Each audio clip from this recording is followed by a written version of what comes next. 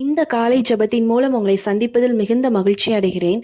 இன்றைக்கு கூட நீங்க நினைக்கலாம், இந்த ஜெபத்த கேட்டுட்டு இருக்கும்போதே நீங்க நினைச்சிட்டு இருக்கலாம், என் வாழ்க்கையில நான் நினைச்ச விஷயம், நான் எதிர்பார்த்த விஷயம் எல்லாமே முடிஞ்சிருச்சு. நான் எதிர்பார்த்தது எதுவுமே நடக்கல. அது அவ்வளோதான். அதுக்கு ஃபுல் ஸ்டாப் வச்சாச்சு. நெறைய தோல்வி.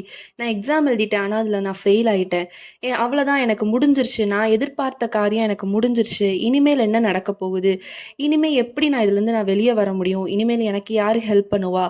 இப்படிங்கிற ஒரு விஷயம் உங்க மைண்டுக்குள்ள ஓடிக்கிட்டே இருக்கு அப்படின்னா, இன்றைக்கு ஆண்டவர் உங்களோடு கூட தான் பேசப் போகிறார். அதனால இந்த வீடியோவ நீங்க ஃபுல்லா பாருங்க. இன்று நீங்க முடிந்தது அப்படின்னு ஒரு விஷயம் நினைச்சிட்டு இருக்கீங்க. ஆனா இன்றைக்கு உங்களுடைய வாழ்க்கையில ஒரு புதிய ஆரம்பத்த ஆண்டவர் இன்று தொடங்கப் போகிறார்.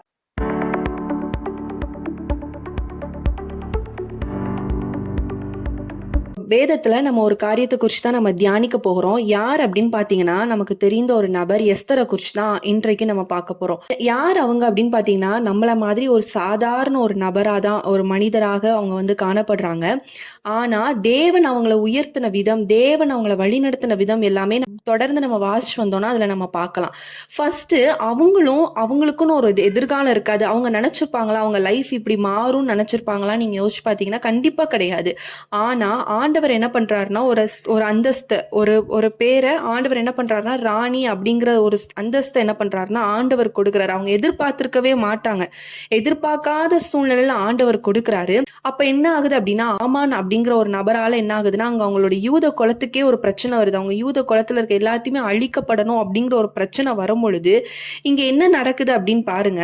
மொர்தகாய் அப்படிங்கிறவர் சொல்றாரு, அதாவது எஸ்தர் கிட்ட சொல்றாரு, அதாவது 4ஆம் அதிகாரத்துல நீங்க வாட்ச் பாத்தீங்கன்னா தெரியும், இந்த காலத்தில் நீ மௌனமா இருந்தால் யூதருக்கு சகாயமும் ரட்சிப்பும் வேறொரு இடத்திலிருந்து எழும்பும், அப்பொழுது நீயும் உன் தகப்பன் குடும்பத்தாரும் அழிவீர்கள். நீ இப்படிப்பட்ட காலத்துக்கு உதவியாய் இருக்கும்படி உனக்கு ராஜமேன்மை கிடைத்திருக்கலாமே, யாருக்கு தெரியும் என்று சொன்னான். அதாவது ராஜமேன்மை கொடுத்தது எதுக்கு அப்படிங்கிறத இங்க நம்ம பார்க்கிறோம். இந்த யூத குலத்துக்கு ஒரு பிரச்சனை வருது, நீ போய் ராஜா கிட்ட பேசு அப்படின்னு சொல்லும் பொழுது எஸ்தருக்கு என்ன ஆகுது அப்படின்னா, அவனுடைய இருதயத்துல ஒரு பயம் வருது. ஐயோ நான் போனேன்னா என்ன கொன்றுவாங்களே அப்படின்னு சொல்லிட்டு அவருக்கு ஒரு பயம் வருது. ஆனாலும் அவன் என்ன பண்றா அப்படின்னா, சரி இந்தல நான் மௌனமா இருக்கக்கூடாது அப்படின்ட்டு, நான் செத்தாலும் சாகிறேன் அப்படின்னு சொல்லிட்டு எப்படியாவது நான் ராஜாட்ட பேசுறேன்னு சொல்லிட்டு அவங்க ஒரு முடிவு எடுக்கிறாங்க. 3 நாள் இதற்காக உபவாசம் இருக்காங்க.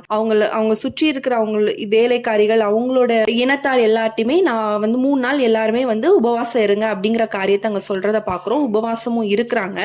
உபவாசம் இருக்கிற நாள் அங்க நடக்கிற ஒரு காரியத்தை பாருங்களேன். ராஜாக்கு இரவு நேரத்துல தூக்கம் வராம ராஜா அந்த நாளாகம புஸ்தகத்தெல்லாம் அவங்க எடுத்து பாக்குறாங்க. அதுல மொர்தகாய் செய்த நன்மை குறிப்பிடப்படுது. ஆமோன் செய்த அதாவது சூழ்ச்சியில என்ன பண்றாருன்னா, அதாவது மொர்தகாய் எப்படியாவது விழ வைக்கணும், அவங்க இனத்தையே அழிக்க வைக்கணும்ங்கிறதுல ஆமான் ரொம்ப குறித்தனமா இருந்தாலும், ஆண்டவர் என்ன பண்றாருன்னு பாருங்க, அந்த எஸ்தர் அவங்களோட பயத்தை உடைச்சு என்ன பண்றாங்க அப்படின்னா, அந்த உபவாசம் போட்டு ராஜா முன்னாடி பேசுறதுக்கான ஒரு தைரியத்தை வர வைக்கிறாங்க அப்படிங்கிற காரியத்தை நம்ம பார்க்கிறோம். அதனால என்ன ஆகுது அப்படின்னு பாருங்களேன், காரியம் மாறுதலாய் முடிந்தது அப்படிங்கிற ஒரு அழகான காரியத்தை பார்க்கிறோம். எஸ்தர் 9ஆம் அதிகாரம் 1ஆம் வசனத்துல சொல்லப்பட்டிருக்கு, காரியம் மாறுதலாய் முடிந்தது அப்படிங்கிறத நம்ம இங்க பார்க்கலாம். என்ன ஆகுதுன்னா, ஆமானே என்ன பண்றாருன்னா சூழ்ச்சி வலையில அவர் போட்டதுலயே அவரே விழுறத நம்ம பார்க்கிறோம். இன்றைக்கும் அப்படிதான். நம்ம நினைக்கலாம் நம்ம லைஃப் முடிஞ்சிருச்சு, நமக்குன்னு ஒரு எண்டு கார்டு போட்டுட்டாங்க, எல்லாமே க்ளோஸ்ட் ஆயிருச்சு அப்படின்னு சொல்லி நினைக்கலாம். ஆனா நமக்குள்ள இருக்கிற ஏதோ ஒரு பயமோ ஏதோ ஒரு விஷயமோ தான் அடுத்த ஸ்டெப்புக்கு நம்மள போக விடாம, ஓகே முடிஞ்சிருச்சு அப்படிங்கிறதுலயே நம்மள உட்கார வச்சிரும். நான் இதுக்கு மேல போனேன்னா அவ்வளவுதான், இதுக்கு மேல என்ன ஒரு ட்ரை பண்ணாலும் வேஸ்ட் தான், அவ்வளவுதான் அப்படின்னு சொல்லி நம்ம முடிஞ்சிருச்சுனே ஒரு வட்டத்துக்குள்ளே இருப்போம்.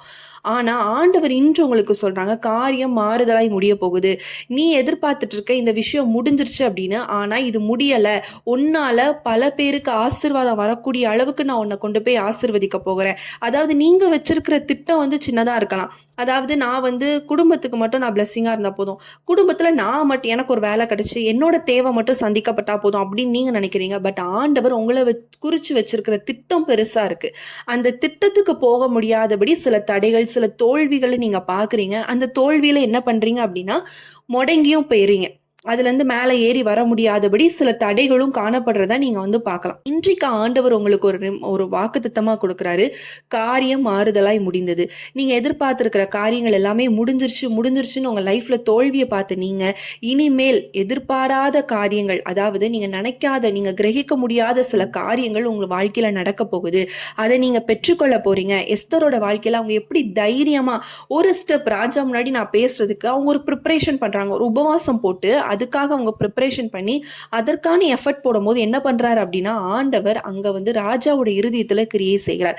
இன்றைக்கும் அப்படிதான். நீங்க ஒரு 3 நாள் எஸ்தரை போல ஒரு 3 நாள் நீங்க உபவாசம் இருந்து நீங்க எந்த விஷயம் முடிஞ்சிருச்சு என் லைஃப்ல, அவ்வளவுதான், இதுக்கப்புறம் ஒன்றும் இல்லை, அதாவது யூத குலமே அழிய போகுதுன்னு ஒரு சூழ்நிலை வரும்போது அங்க எஸ்தர் சூஸ் பண்ணது உபவாசம்.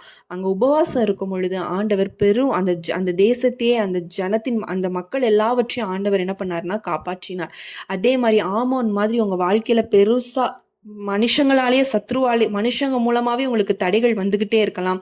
நீங்க செய்யற எல்லாமே தோல்வியாயிட்டே இருக்கலாம். நீங்க பண்ற பிசினஸ், கடன், இந்த மாதிரி கடன்லயே நீங்க சுத்தி ஒரு இடத்துல கடன் அடைக்கிறதுக்காக இன்னொரு இடத்துல வாங்கி இப்படியே நீங்க இந்த ஒரு வலையிலேயே நீங்க மாட்டிக்கொண்டு இருக்கிற நபராக இருக்கிறீங்க அப்படின்னா, இன்றைக்கு ஆண்டவர் உங்களுக்கு காரியத்தை மாறுதலாய் முடிய பண்ண போகிறார். நீங்க செய்கிற விஷயங்கள்ல ஒரு வெற்றியை ஆண்டவர் கட்டளையிட போகிறார்.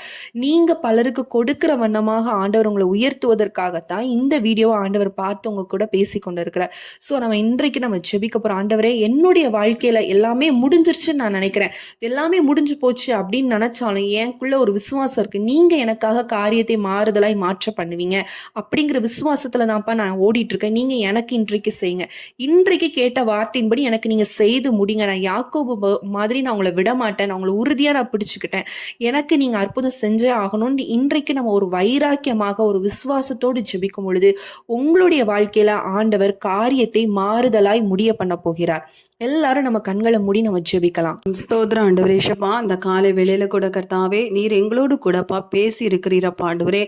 எப்படி அப்பா அந்த எஸ்தர் ஆண்டவரே புஸ்தகத்தில் ஆண்டவரே நீர் எழுதியிருக்கிறீரோ அது மாதிரியாக தகப்பனே ஆண்டவரே, அந்த யூத குலத்துக்கு தகப்பனே ஆண்டவரே ஒரு ரிச்சிப்பை உண்டு பண்ணி அப்பா காரியத்தை எப்படி மாறுதலாய் நீங்க நடத்தினீங்களோ அது போல இன்றைக்கு எங்களோடு இணைந்து இதை பார்த்து கொண்டு எங்களோடு ஜெபிக்கிற இந்த பிள்ளைகளுக்காக அப்பா, சகோதர தாய் தகப்பன் மாறுகாக்காக இதை பார்த்து கொண்டிருக்கிற ஒவ்வொரு நபர்களுக்காகவும் இந்த வேளையில உம்முடைய சமூகத்துல நாங்கள் வருகிறோம் தகப்பனே. இந்த காலை வேளையில உம்மை நோக்கி நாங்கள் பார்க்கிறோம் தகப்பனே.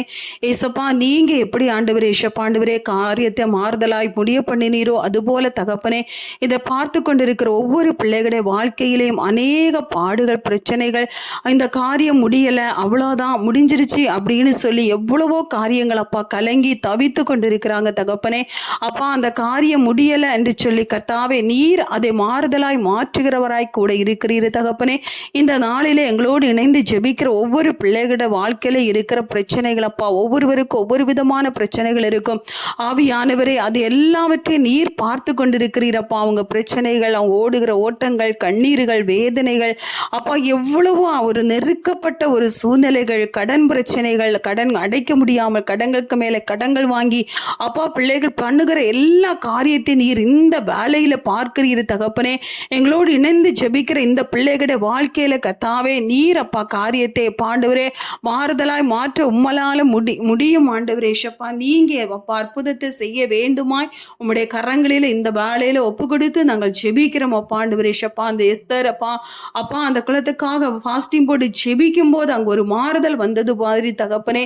இதை பார்த்து கொண்டிருக்கிற ஒவ்வொரு பிள்ளைகள் அப்பா அவங்க என்ன பிரச்சனையில இருந்தாலும் ஆண்டவரே ஜபம், உபவாசங்கிற ஜபம் வந்து அந்த காரியத்தை மாற்றும் ஆண்டவரே.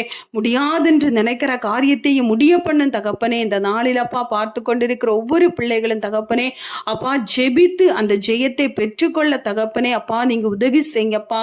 அவங்களுக்கு விரோதமா எத்தனை காரியங்கள் செய்தாலும் தகப்பனே அப்பா அந்த இடத்துல அவன் போட்ட எந்த ஒரு காரியமும் அவர்களுக்கு வாய்க்காம பண்ணினீங்க தகப்பனே. அது போலதான் அப்பா இதை பார்த்து கொண்டிருக்கிற பிள்ளைகளுடைய வாழ்க்கையில பிசாசானவன் மனுஷங்க மூலமாய் என்ன விதத்தில் அவன் வலைகள் விரிச்சாலும் கண்ணிகள் வைத்தாலும் அதுல பிள்ளைகள் சிக்கிக்கொள்ளாதபடிக்கு எப்படி அந்த ராஜாவுக்கு இரவில தூக்கம் வராம அப்பா அதை பார்க்க வைத்து பேச வைத்து அப்பா அவங்களுக்கு ஒரு மேன்மையான ஒரு உயர்வை கொடுத்தீர். அதுபோல இன்றைக்கு அப்பா இதை பார்த்து கொண்டிருக்கிற பிள்ளைகளுடைய வாழ்க்கையில ஒரு உயர்வு மேன்மைகள் வரட்டும் தகப்பனே. அப்பா நீங்க ஒரு அற்புதத்தை அவங்களுடைய வாழ்க்கையில செய்ய வேண்டுமா ஏசப்பா, உங்க நாமத்தினாலே நாங்கள் ஜெபிக்கிறோம் அப்பா. ஆண்டவரே அப்பா அப்பா எல்லாம் முடிஞ்சிருச்சு, இனி எங்களால ஒன்று முடியாது என்று சொல்லி இனி அவ்வளவுதான் என்று சொல்லி ஆண்டவரே இந்த நேரத்தில் கலங்கி கொண்டிருக்கிற பிள்ளைகள் இனி அவ்வளவுதான், இனி என்னால எதுவும் பண்ண முடியாதும், இனி எழும்ப முடியாதும், என் வாழ்க்கை முடிந்து போச்சுன்னு நினைக்கிற பிள்ளைகளுக்காகத்தாப்பா இதை நீங்க பேசிக்கொண்டிருக்கிறீங்க. இல்ல இல்ல, நீ எழும்ப வேண்டியவ, நீ எழும்பி தேசத்துக்கே எழும்பி நிற்க வேண்டியவ என்று சொல்லி கத்தாவை நீர் பேசிக்கொண்டிருக்கிறீரப்பா. அப்பா அந்த பிள்ளைகளை அவங்க குடும்பத்துக்கு நீங்க சாட்சிகளாக, தேசத்துக்கு சாட்சிகளாக பிள்ளைகளை நீங்க இந்த நாளில எழும்பி நிற்க பண்ண போறீங்க ஏசப்பா. அதற்காய் உமக்கு ஸ்தோத்திரம் ஸ்தோத்திரம் ஸ்தோத்திரம் அப்பா. காரியம் எப்படி ஆண்டவரே மாறுதலாய் முடிந்ததோ அதுபோல தகப்பனே பிள்ளைகளுடைய வாழ்க்கையில அப்பா அவங்களுக்கு இருக்கிற எல்லா சூழ்நிலைகளிலிருந்து தகப்பனே காரியங்களை மாறுதலாய் முடிய பண்ணுகிற தேவன் அப்பா. அப்பா நீர் பிள்ளைகளோடு கூட இருக்கிறீர தகப்பனே. நீர் அந்த காரியங்களை மாறுதலாய் முடிய பண்ணுகிறதற்காகப்பா முடியாதுங்கிற காரியத்தையும் ஆசீர்வாதமாய் மாற்றுகிறவர் கூட இருக்கிறீரப்பா, கூட இருக்கிறீரப்பா ஆண்டவரே. அப்பா நீங்க அப்படியாய் பிள்ளைகளை ஆசீர்வதிக்கும்படியா இந்த வேலையில எங்களோடு இணைந்து ஜெபிக்கிற ஒவ்வொரு பிள்ளைகளை ஒவ்வொரு குடும்பங்களை கர்த்தர் நீர் ஆசீர்வதிக்கிறதற்காக நன்றி நன்றி நன்றி அப்பா. முடிந்து போன வாழ்க்கையை மறுபடி மறுபடி இரட்டத்தனையாக நீங்க பிள்ளைகள் எழும்பி நிமிர்க்க நிற்கும்படியான பெரிய காரியத்தை அவங்க வாழ்க்கையில நீங்க செய்ய போறீங்க ஆண்டவரே ஷப்பா. அப்பா அப்பா ஸ்தோத்திரிக்கிற ஆண்டவரே. நீர் ஒவ்வொருடைய வாழ்க்கையிலையும் ஐயா இரட்டத்தனையான ஆசீர்வாதத்தை கர்த்தர் கொடுக்க போறீரப்பா, எழும்பி நிற்க பண்ண போறீரப்பா. அந்த வார்த்தையின் படியாக தகப்பனே காரியத்தை மாறுதலா முடிய பண்ணின தகப்பன் ஒவ்வொரு பிள்ளைகளுடைய வாழ்க்கையிலையும் பெரிய காரியங்களை நீங்க செய்ய போறீங்க, ஆசீர்வதிக்க போறீங்க தகப்பனே. எங்களோடு இணைந்து ஜெபித்த ஒவ்வொரு பிள்ளைகளையும் கர்த்தர் இந்த நாளிலே ஆசீர்வதிக்கிறீர்.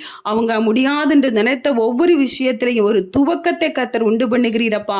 ஒரு துவக்கத்தை உண்டு பண்ணி ஆசீர்வதிக்கிறதற்காக உமக்கு ஸ்தோத்திரம் ஸ்தோத்திரம் ஸ்தோத்திரம் ஸ்தோத்திரம் தகப்பனே.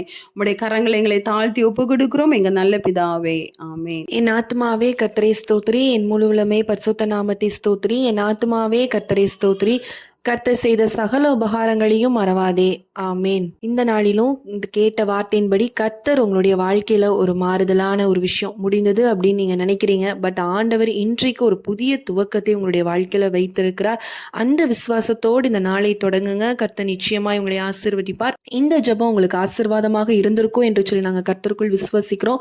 நீங்க கமெண்ட்ஸ்ல உங்களுக்கு ப்ரேயர் பாயிண்ட்ஸ் இருக்கும் அப்படின்னா நீங்க சொல்லுங்க. இல்லைன்னா எங்க ஸ்கிரீன்ல தர வாட்ஸ்அப் நம்பருக்கு நீங்க மெசேஜ் பண்ணுங்க, இல்லைன்னா வாய்ஸ் நோட் பண்ணுங்க. கண்டிப்பா நாங்கள் உங்களுக்காக தொடர்ந்து ஜெபிக்கிறோம். மீண்டும் உங்களை அடுத்த ஒரு பிரேயர் வீடியோல சந்திக்கிறோம். கர்த்தர் உங்களை ஆசீர்வதிப்பாராக. ஆமேன்.